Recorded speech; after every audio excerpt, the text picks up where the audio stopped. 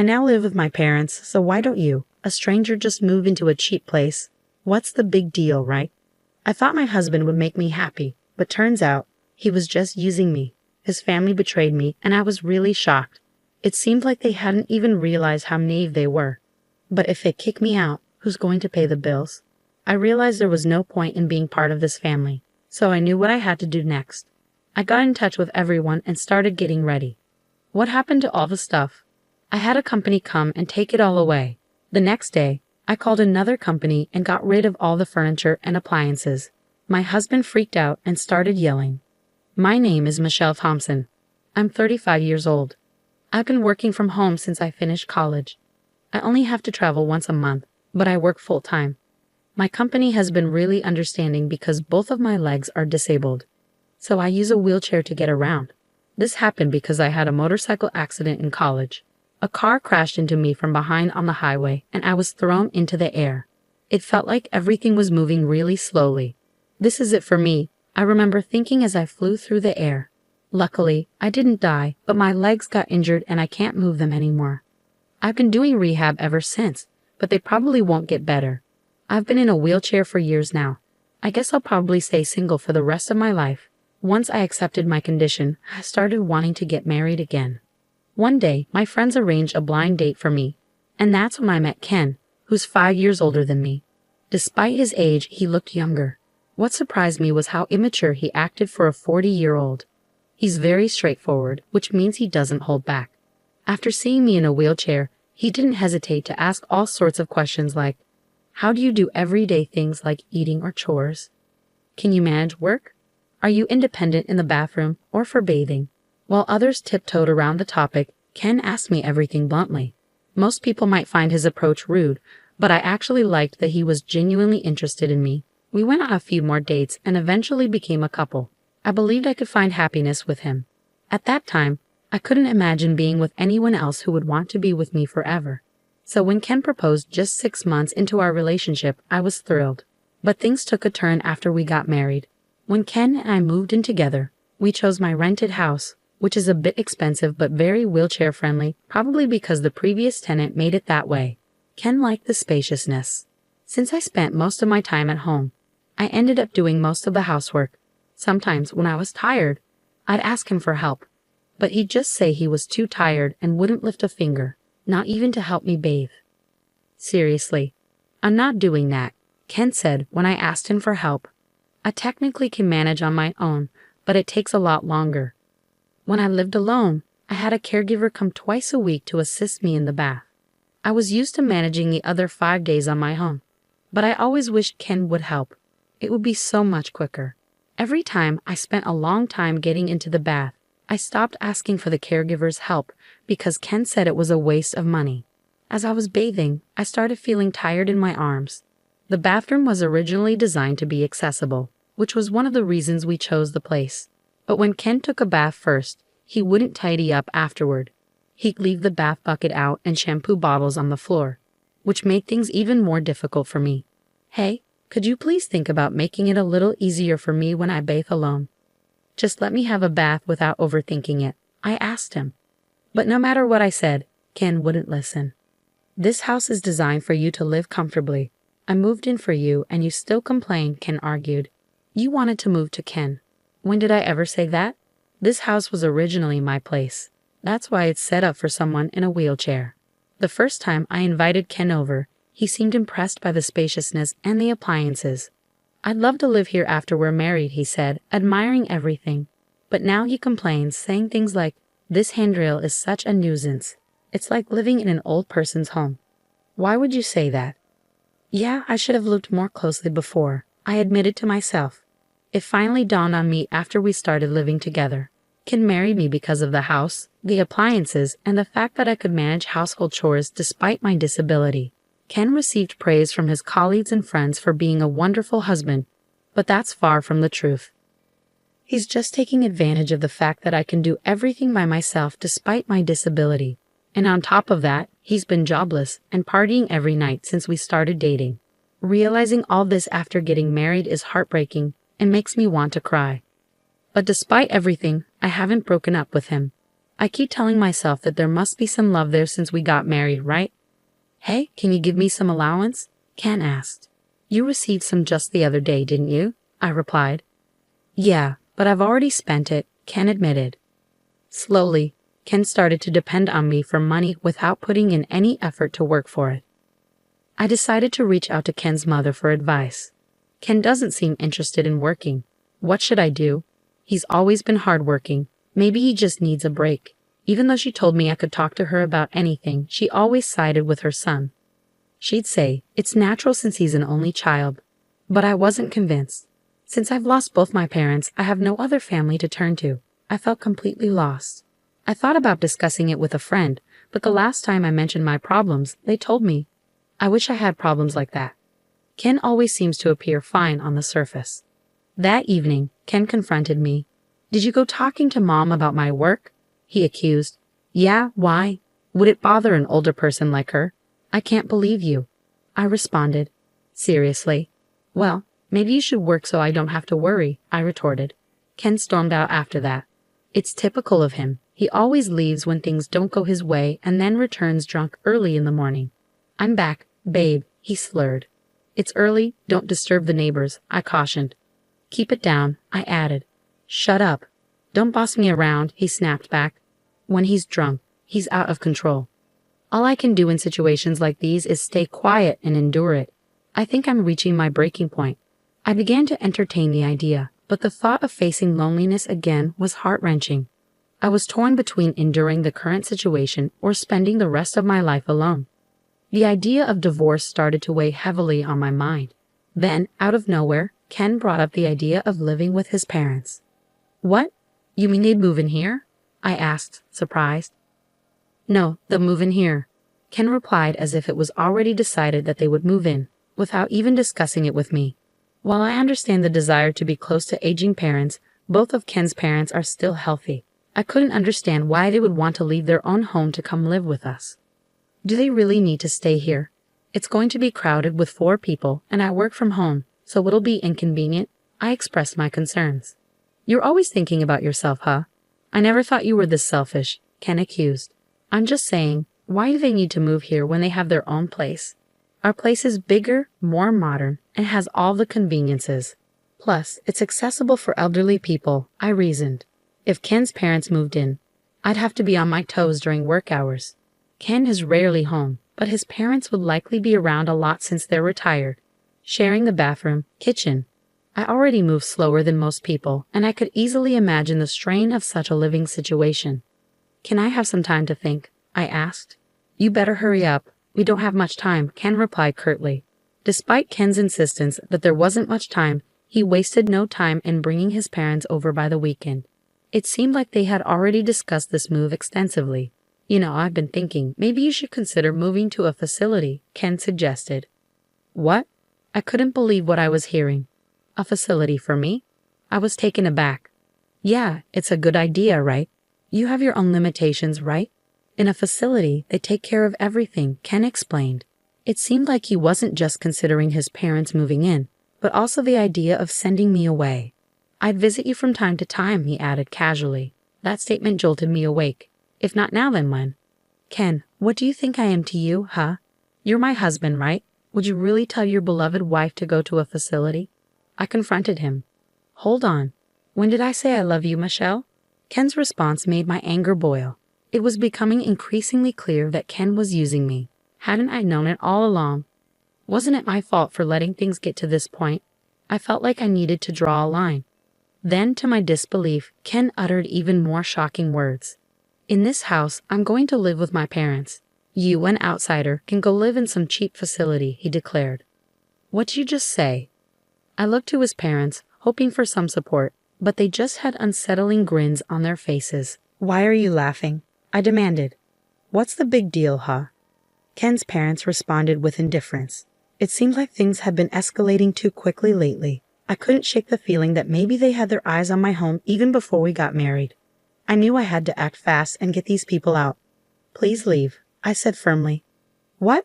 Leave now, I reiterated when they hesitated. How can you talk to my parents like that? Ken snapped, his anger boiling over. It was like I was seeing the real Ken for the first time. He was yelling at me with such fury. If he cared so much for his parents, why didn't he work hard and build them a house? Why did he have to take mine? My head felt like it was on fire. It's okay, Ken. Michelle must have been shocked since we came unexpectedly. His mother intervened. We just came to check the place today, his father added. Yeah, we need to check before moving in. Looks like there are more appliances than last time. Seems comfy to live in. It became clear they were here to stake a claim on my home. I took a deep breath, trying to calm myself as I filled my lungs with oxygen. Then, a sudden question popped into my mind. If I leave, how are they planning to survive? His parents are on a pension, and Ken's just a part-timer. I'm covering all the rent and living expenses. Who's going to pay the $2,800 a month? Do his parents think Ken's earning the living expenses? I voiced my concerns, but they were ignored as his parents cheerfully left. Ken followed them. I'm going to stay at my parents' tonight. Hold on, we need to talk, he said as he left. There's nothing to talk about. I, the man of the house, have decided. I won't change my mind, he declared before leaving me alone in shock. But I couldn't just stay like that. I immediately called a real estate agent I knew. Ken didn't return that night, probably celebrating with his parents. I quickly sorted out essential and non-essential belongings. When Ken returned the next day, he saw the organized stuff and laughed. Oh, started packing. Found a place to move to already? Ken asked, surprised by my swift action. Yes, I have, I replied, handing him a card. And here's the card of a divorce lawyer. Here you go, Ken. From now on, let's communicate through the lawyer. A divorce? Why? If you're kicking me out, there's no point in being married anymore, right? Ken tried to reason. Ken seemed taken aback by the mention of divorce. You can't live without me, right? He added, almost as a question. I don't understand what you mean. Who else would marry you? Ken responded, his arrogance showing. I can live on my own, but you said you wanted to get married. I reminded him. It was only then that I realized how arrogant and overconfident Ken was. He approached me thinking I was a lonely, disabled single woman. I'm independent, have money, and never struggle with my living. Plus, I stay home all the time, so I handle all the chores for him. I'm the ideal woman. Money keeps coming in even if he doesn't work. He thought I wouldn't leave because I couldn't find anyone else. That's why he was shocked when I casually brought up divorce. Why? You know, if you divorce me, you might be single for the rest of your life, Ken warned, revealing his insecurity. Well, if it means living a married life with you, I'd rather be single forever, I asserted.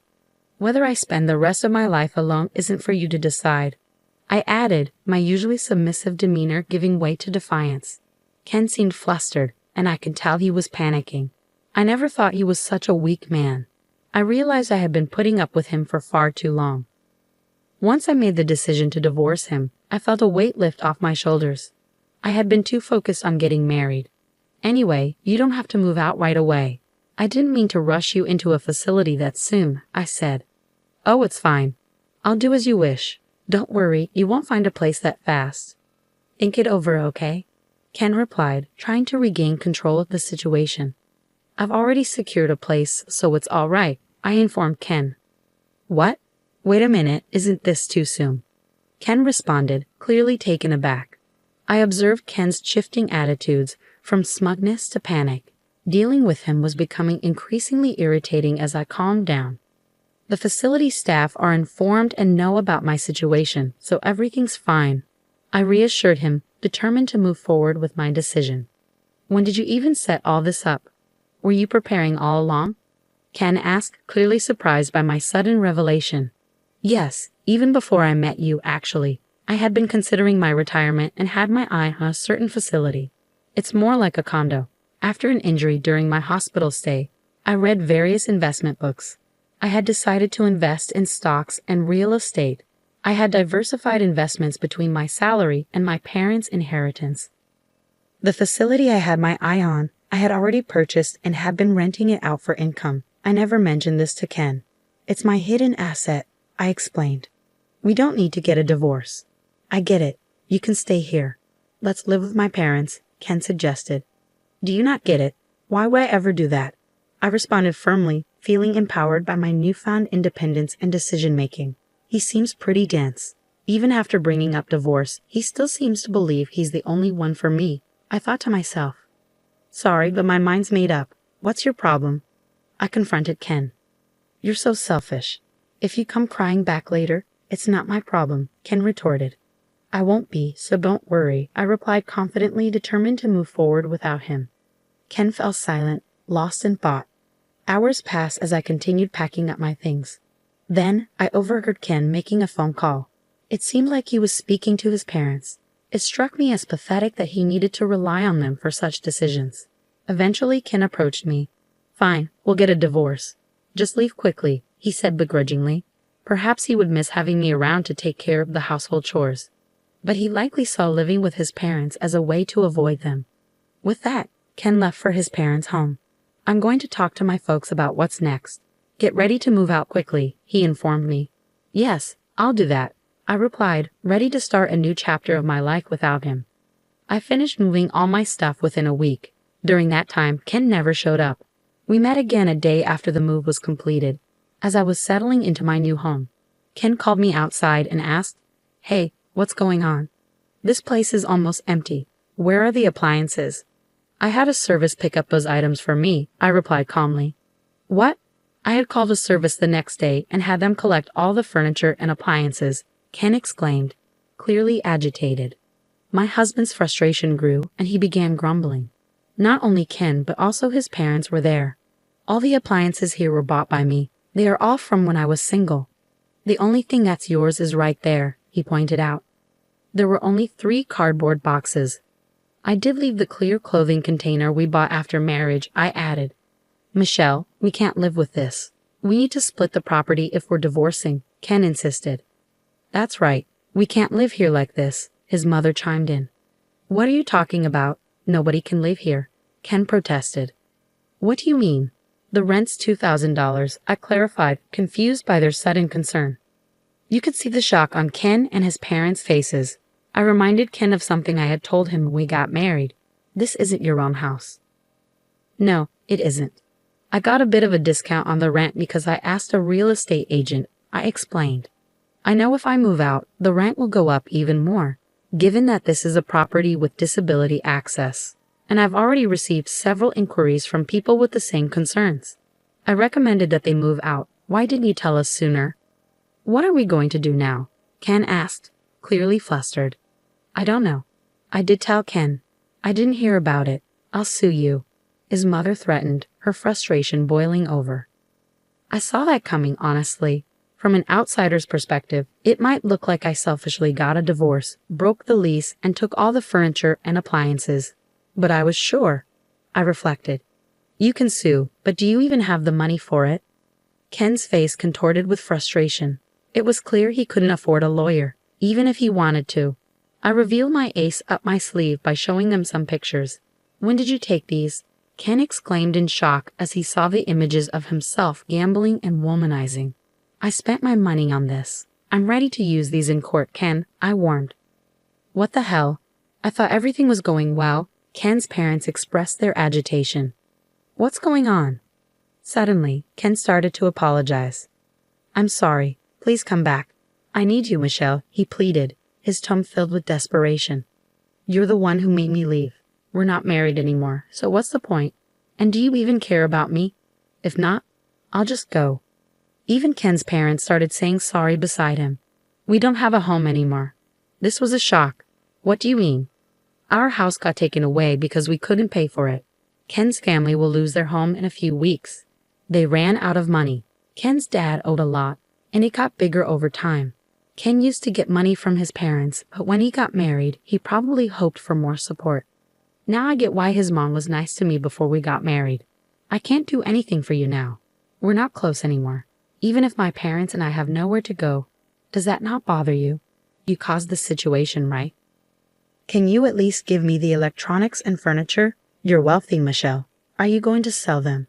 His real reason was obvious. I told him firmly that I wouldn't give him anything, not even one piece of furniture or electronics. Please reconsider. Show some kindness. It's too late to say sorry now. You need to figure this out on your own. That's exactly why I'm asking for help. I can't figure it out. I told Ken and his dad, who kept asking. If they couldn't pay the rent, they should leave. The place is in my name, so if I cancel the lease, they have to go. Evicting them was easy. Even if the lease was transferred, Ken probably couldn't afford to live here. I got all this information from the real estate agent. I can't afford the rent, so I decided to cancel the lease. I don't need this place anymore, and since our divorce is final, it's all over. I managed to get the shocked family out and locked the door. What do we do now? I can move to a different place. Goodbye. Places like that must be awful, right? Good luck in that terrible place. Ken probably felt he needed to get the last word in, so he spat out those bitter words. I ignored him and his parents and left. But Ken wasn't done. A few days later, he showed up at the facility where I had moved. What's going on here? Ken looked like he was going to pass out when he saw where I was living.